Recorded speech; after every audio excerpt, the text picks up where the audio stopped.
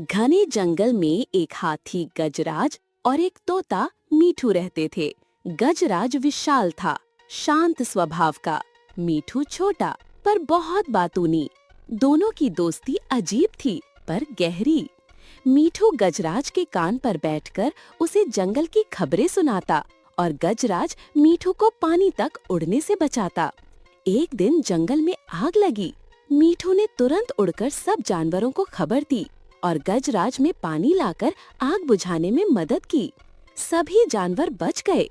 उस दिन सबने जाना, सच्ची दोस्ती आकार नहीं देखती, दिल देखती है। और हम लोगों के इतने मेहनत के लिए एक लाइक और सब्सक्राइब कर दो।